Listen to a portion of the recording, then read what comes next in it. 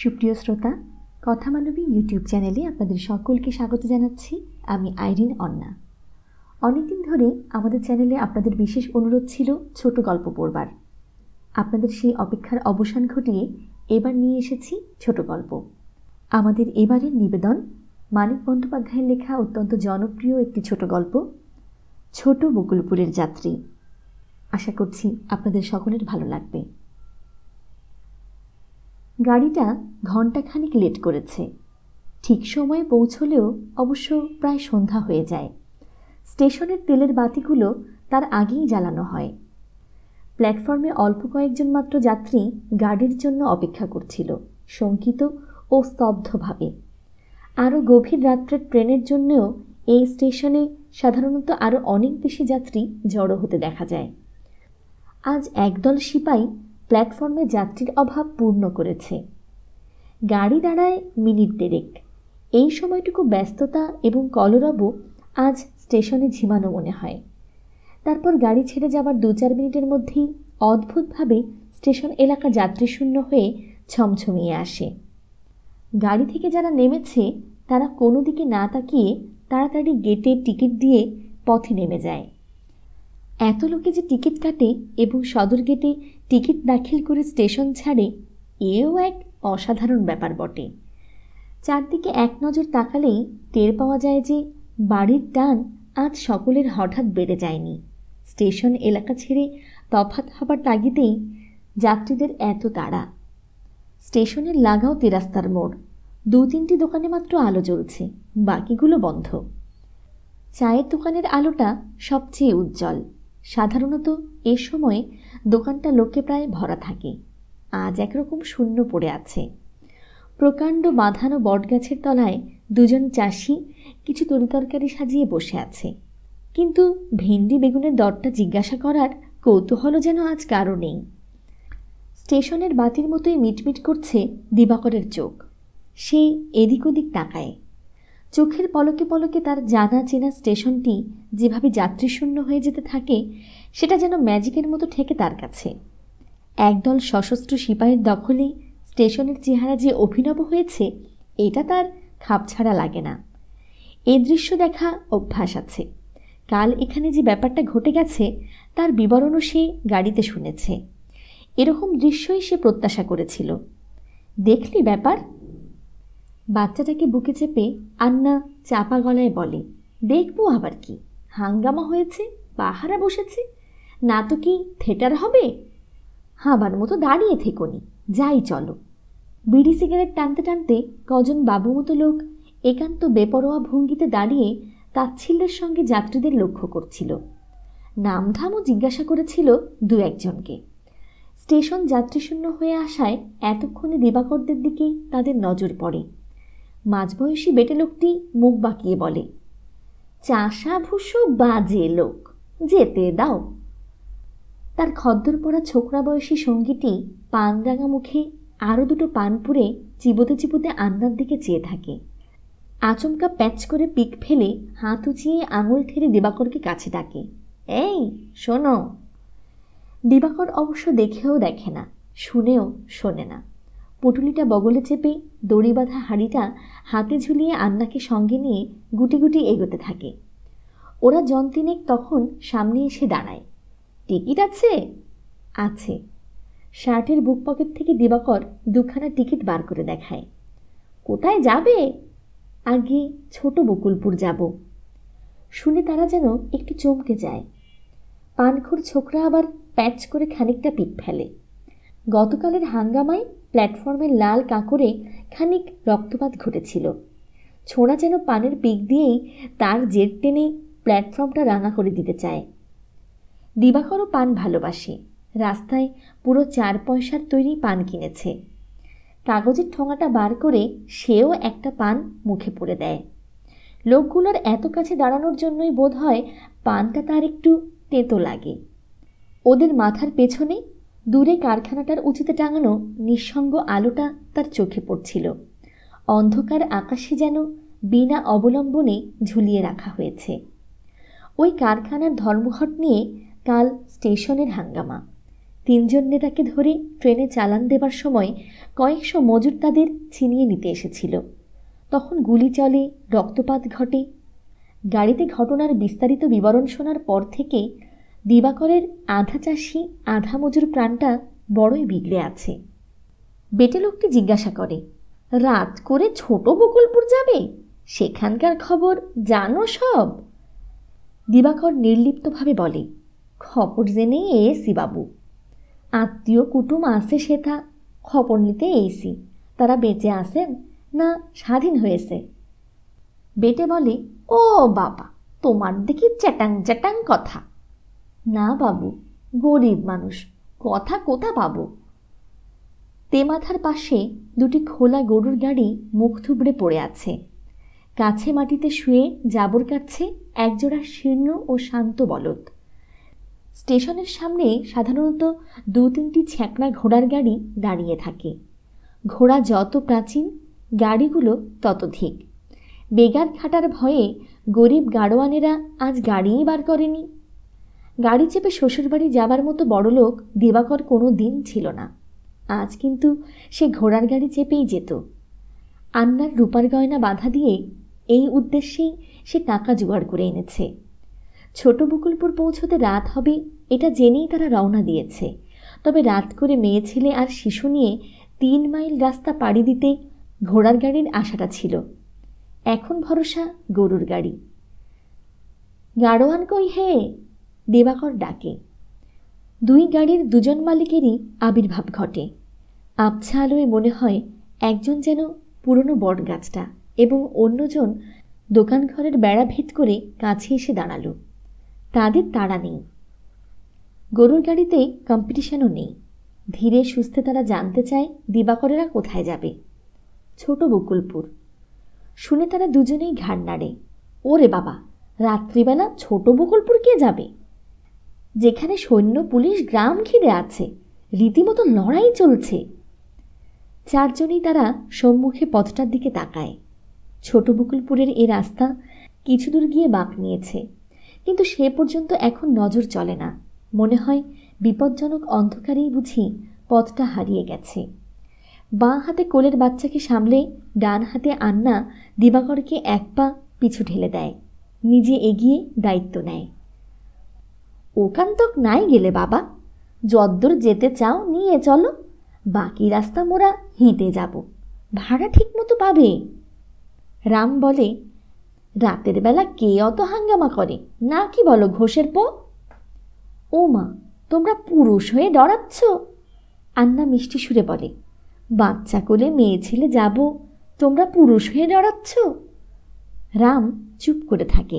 তার বয়স বেশি, সাহস কম। গগন ঘোষ বলে, কমলতলা তক যেতে পারি। তাই হোক, কমলতলার সীমা পেরিয়েও যদি নামিয়ে দেয় তবু প্রায় 1/2 মাইল হাঁটতে হবে। পুরো 1.5 ক্রোশ হাঁটার চেয়ে সে অনেক ভালো। একটা গাড়িতে বলদ জুড়লে আন্না উঠে বসে। এই কসরত তার অভ্যাস আছে। গগনের গাড়িটা নড়বড়ে। ক্রমাগত লেজ মরলে তাড়া না দিলে জীর্ণ বুড়ো বলদ 1 পা এগোতে চায় না। আন্না আগ্রহের সঙ্গে ছোট বকুলপুরের খবর জিজ্ঞাসা করে, তবে গায়ে ঘরে পৌঁছবার আগে বাপ ভাইয়ের কুশল জানার আশা সে করে না। গ্রামের সাধারণ অবস্থার ঘনিষ্ঠতর বিবরণ, অনেক নতুন খবর গগনের কাছে জানা যায়। দূর থেকে তারা শুনেছিল যে ছোট বকুলপুরের অবস্থা অতি শোচনীয়। প্রচণ্ড আঘাতে গায়ের গেরস্থ জীবন তছনছ চুরমার হয়ে গেছে। গগনের কাছে শোনা যায় ব্যাপার ঠিক তা নয়। গোড়ায় গায়ের মধ্যে খুব খানিকটা অত্যাচার হয়েছিল, কিন্তু তারপর গায়ের লোক আটঘাট বেঁধে এমন তৈরি হয়ে জেকে বসেছে যে চৌধুরী বা ঘোষদের কোনো লোক অন্তত 2 ডজন রাইফেল ছাড়া গায়ের ভেতরে ঢুকতেই সাহস পায় না। একবার মুখ খুললে গগনকে থামানো দায়। গরুর লেজ মোলে মোলে মুখে গরু তাড়ানোর অদ্ভুত আওয়াজের ফাঁকে ফাঁকে সে চারদিকের অবস্থা বর্ণনা করে যায়। তার মতে কলিযুগ সত্যই এবার শেষ হতে চলেছে। সমস্ত লক্ষণ থেকে তাই মনে হয়, নইলে রাজায় প্রজায় এমন যুদ্ধ বাঁধে। মোরা কলির পাপে লোক, এ লড়াইয়ে মোরা মরব, মোদের ছেলেপুলেরা ফের সত্যযুগ করবে। অন্ধকার নিস্তব্ধ পথে বেশ শোরগোল তুলেই গাড়ি চলে। রাস্তার ধারের কোনো কোনো ঘরের বেদখল দাওয়া থেকে মাঝে মাঝে টর্চের আলো এসে পড়ে গাড়িতে। গুরুগম্ভীর কণ্ঠে প্রশ্ন আসে, কে যায়? কোথা যাবে? গগন জবাব দেয়, স্টেশনের ট্রেনের মেয়ে ছেলে, কমলতলা যাবে। গাড়ি, গাছপালা, বাড়িঘরের আড়ালে পর্যন্ত টর্চের আলো আন্নার গায়ে সাঁটা থাকে। ট্রেনের প্যাসেঞ্জার, নিরীহ নির্দোষ মেয়ে ছেলেই যে যাচ্ছে গাড়িটাতে, সেটা যেন যতক্ষণ সম্ভব প্রত্যক্ষ করা চাই। এ অঞ্চলে ঘনবসতি, গায়ে গায়ে লাগানো বড় বড় গ্রাম। তবু এখন সন্ধ্যারাত্রেই রাস্তায় প্রায় লোক চলাচল নেই। গেঁয়ো লোকের পথ চলাও খাপছাড়া রহস্যময় হয়ে উঠেছে। এই পথ ধরেই গ্রাম থেকে গ্রামান্তরে লোকে পাড়ি দেয়। আজ যেন চারিদিকে সকলেরই দীর্ঘ পথ হাঁটার প্রয়োজন ফুরিয়ে গেছে। রাস্তার পাশ থেকে আচমকা হয়তো একজন রাস্তায় উঠে আসে, জোরে জোরে পা ফেলে খানিকটা এগোতে না এগোতেই আবার রাস্তার ধারের অন্ধকারে মিশিয়ে যায়। মাত্র দুটি লোকের এরকম টুকটুক খুচখাচ খুচরো চলাফেরার প্রয়োজন নির্জনতা ও স্তব্ধতাকে আরও বেশি অস্বাভাবিক করে তোলে। কমলতলায় মস্ত ছাউনি পড়েছে। চোখ তুলে সেদিক চেয়ে গগন মাথা চুলকায়। যাব নাকি এগিয়ে ছোট বকুলপুর তক? গগন অনুমতি চাওয়ার সুরে বলে। দিবাকরেরাই যেন তাকে যেতে বারণ করেছে। চলো যাই মেয়া, তোমায় নিয়ে যাই, মাঝ রাস্তায় কেমন করে নামিয়ে দি বলো? আন্না খুশি হয়ে অন্তরের কৃতজ্ঞতা জানিয়ে বলে, ভগবান মুখ পোড়া, এক চোখ কানা, নইলে তোমার নতুন গাড়ি হতো বাবা, জোয়ান বলদ হতো। ছোট বকুলপুরের প্রান্ত ছুতে ছুতে একেবারে তিনটে টর্চের আলো গরুর গাড়িতে এসে পড়ে। কিছু হাঁকডাক শোনা যায়। বেশ বোঝা যায় গায়ে ঢুকবার মুখে যারা পাহারা দিতে গেড়ে বসেছে, বিদ্রোহী গ্রামটিকে বাইরের জগৎ থেকে বিচ্ছিন্ন করে রাখতে অসময়ে গগনের গরুর গাড়ির আবির্ভাবে তাদের মধ্যে খানিকটা সানন্দ উত্তেজনার সঞ্চার হয়েছে। গাড়িতে শুধু দুটি বলদ, একটি গাড়োয়ান, একজন পুরুষ ও একটি মেয়ে মানুষ এবং একটি বাচ্চা। সুতরাং ভয়ের কোনো কারণ নেই। দেখতে দেখতে 7-8 জন গাড়িটা ঘিরে ফেলল। টুপিটা ঠিক করে বসাতে বসাতে মাঝবয়সী মোটা লোকটি, সেই বোধহয় বেসরকারি দলপতি, গম্ভীর গলায় বলে, কোথা থেকে আসছো? গগন বলে, স্টেশনের ট্রেন গাড়ির প্যাসেঞ্জার আজ্ঞে। শাট আপ, তোকে কে জিজ্ঞেস করেছে? তোমার নাম? মোর নাম দিবাকর দাস। বাপের নাম মনোহর দাস। তেনা সজ্ঞে গেছেন 53 মন্বন্তরে। রোগ ব্যারাম কিছু নয়, উপোস দিয়ে মৃত্যু। হাওড়ায় থাকি, ঘনশ্যাম বেটেন কারখানায় মজুর খাটি। এদিকে হাঙ্গামা শুনলাম, বউ কাঁদতে লাগলো যে তার বাপ ভাই মরেছে না বেঁচে রয়েছে। তা ভাবলাম কি যে কারখানার ধরমঘট 2-10 দিনের মেটার নয়, যা দিনকাল, বউকে নিয়ে দেখে আসি শ্বশুরবাড়ির ব্যাপার কি। সবিনয়ে স্পষ্ট সরল ভাষায় দিবাকর তাদের আগমনের কারণ ও বিবরণ দাখিল করে। কাঁদাকাটা করে না বলে, ভয়ে দিশাহারা হয়ে পায়ের তলায় আছড়ে আছড়ে পড়ে না বলে বোধহয় তার ব্যাখ্যা এদের পছন্দ হয় না। পটলিতে কি আছে? বোমা বন্দুক? আজ্ঞে কাঁথা কাপড়। তুমি যে সত্যি সত্যি দিবাকর দাস মজুর খাটো শ্বশুরবাড়ি আসছ, কোনো বদমতলব নেই তার প্রমাণ দিতে পারো? কি প্রমাণ দেব বলেন? সাক্ষী প্রমাণ তো সাথে আনিনি। 16-17 বছরের স্বেচ্ছাসেবক ফর্সা ছেলেটি খিলখিলিয়ে হেসে ওঠে। দীর্ঘ থলথলে চেহারার প্রৌঢ় বয়সী লোকটির ধমকে বিষম খেয়ে থেমে যায়। কাশতে কাশতে বেদম হয়ে পড়ে। আন্না বলে, গায়ের চাষাপাড়ার 10টা লোক ডেকে পাঠাও না। বাবুরা মোকে 2-4 জন চিনবেই, গায়ের মেয়ে আমি। সে তো চিনবে, না চিনলেও চিনবে। যাদের সঙ্গে যোগসাজশ তাদের যদি না চিনবে তো কাদের চিনবে? আন্না দিবাকরের কানে কানে বলে, গায়ের লোক ডাকতে ডরাচ্ছে জানো। দীর্ঘ থলথলে লোকটি আঙুল উঁচিয়ে বলে, এই কানে কানে কি কথা হচ্ছে? চুপি চুপি সলা পরামর্শ চলবে না, খবরদার। গায়ে যাওয়া কি বারণ বাবু? 144 রটিয়েছ? দিবাকর প্রশ্ন করে। কদম ছাটা চুল, লম্বাটে মাথা, পাঞ্জাবি গায়ে বখাটে চেহারার ছোড়াটা বলে, বারণ কেন? বারণ নেই। তোমরা কে কি মতলবে এসেছ জানা গেলেই যেতে দেওয়া হবে। ওসব যাতে জানা যায় তার একটা বিহিত করো বাবুরা। চুপ, তামাশা হচ্ছে না? ধমকানির চোটে দিবাকরেরা চুপ হয়ে যায়। বাচ্চাটা কোকিয়ে কেঁদে উঠে প্রতিবাদ জানায়। ওদের দিকে পেছন ফিরে বসে ছেলেকে শান্ত করতে করতে আন্না তাদের মন্তব্য ও পরামর্শ শোনে। আচমকা গরুর গাড়ি চেপে হাজির হয়ে তারা যে গুরুতর ও জটিল পরিস্থিতি সৃষ্টি করেছে তা নিয়ে মানুষগুলো রীতিমতো বিব্রত ও বেশ খানিকটা বিভ্রান্ত হয়ে পড়েছে। সঙ্গের জিনিস, বেশভূষা, চেহারা দেখে আর কথাবার্তা শুনে সত্যি সত্যি টের পাবার জন্যেই যে এরা সত্যিকারের নিরীহ সাধারণ গোবেচারি চাষামজুর মাঘ ভাতার ছাড়া অন্য কিছু নয়। কিন্তু সেটাই হয়ে দাঁড়িয়েছে দারুণ সন্দেহের কারণ। যে তাণ্ডব চলেছে ছোট বকুলপুরে কদিন ধরে, তাতে সত্যিকারের কোনো ভীরু মুখ্য ছোটলোক মাগ ছেলে সঙ্গে নিয়ে সাথ করে কখনো তার মধ্যে আসতে চায়? তাও আবার হাঙ্গামার খবর জানবার পরে? বাজে লোকের এ সাহস হবে কোত্থেকে? তার চেয়েও বড় কথা, সন্দেহের কথা, চারদিকে এত রাইফেল বন্দুকের সমারোহ দেখে ওরা মোটে ভড়কে যায়নি। দিব্যি নির্ভয় নিশ্চিন্ত ভাব। একজন নিচু গলায় বলে, নিশ্চয়ই কোনো ডেঞ্জারাস লোক ছদ্মবেশে এসেছে। দীর্ঘ থলথলে লোকটি হুকুম দেয়, এই জিনিসপত্র নিয়ে নামো। তার মুখের কথা খুঁজতে না খুঁজতেই দুজনে দিবাকরকে ধরে টেনে নামিয়ে দেয়। উৎসাহ অথবা উত্তেজনার আতিশয্যে একজনের হাত থেকে পড়ে গিয়ে মুখ বাঁধা মাটির হাঁড়িটা ভেঙে যায়। ছড়িয়ে পড়ে আধহাড়ি জল, আর তাতে কিলবিল করে গোটা ছয়েক শিং মাছ। দিবাকর গোসা করে বলে, দিলে তো বাবুরা, গরিবের পথ্যির দফা মেরে দিলে তো। রোগী বউটা এখন খাবে কি? বলি, ওহে দিবাকর দাস, একজন গম্ভীর মুখে বলে, কারখানায় খেটে খাও বললে না? কুলি মজুরের বউরা কবে থেকে শিং মাছের ঝোল খাচ্ছে হে? 5-6 টাকা শিং মাছের শের। শিং মাছ খাওয়া আমাদের বারণ আছে নাকি বাবু? এ ফোড়নের অপমানে ক্রুদ্ধ হয়ে সে গর্জন করে ওঠে, শাট আপ বেয়াদ্দপ। পোটলাটা খুলে তন্ন তন্ন করে খোঁজা হয়। তাতে একটা অঘটন ঘটে যায়। আন্নার বাচ্চাটা রাস্তায় 2-1 বার পায়খানা করেছে। নোংরা ন্যাকড়া দলা পাকিয়ে আন্না পুটলির মধ্যে রেখেছিল। ঘাঁটতে যাওয়ায় অনুসন্ধানীর হাতে ময়লা লেগে যায়।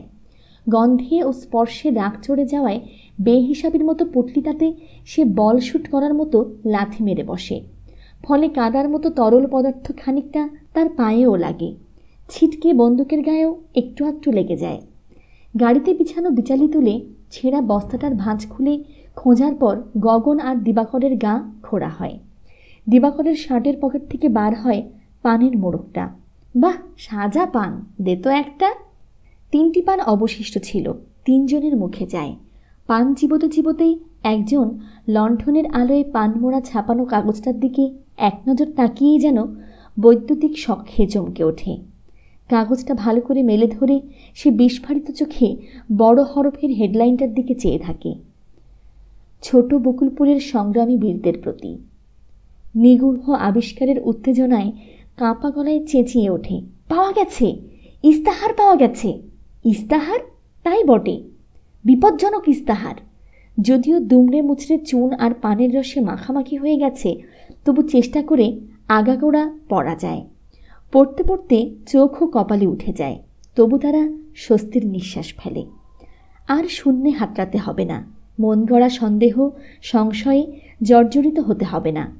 একেবারে অকাট্য প্রমাণ পাওয়া গেছে হাতের মুঠোয়। এবার ষড়যন্ত্র ফাঁস হয়ে যাবে। এই ইস্তাহার পেলে কোথা? প্রশ্নটার যেন স্বাদ আছে, এমনিভাবে আরামে জিভে জড়িয়ে জড়িয়ে উচ্চারণ করা হয়। ইস্তাহার? ইস্তাহারের তো কিছু জানি না। 4 পয়সার পান কিনলাম, পানওয়ালা ও কাগজটাতে জড়িয়ে দিল। পানওয়ালা জড়িয়ে দিল, না তুমি ভেবে চিনতে পান কিনে ইস্তাহারটাতে জড়িয়ে নিলে? কেন, তা কেন করতে যাব? আর ঢং করো না, এবার আসল নামখানা বলো দেখি। দিবাকর আর আন্না পরস্পরের মুখের দিকে তাকায়।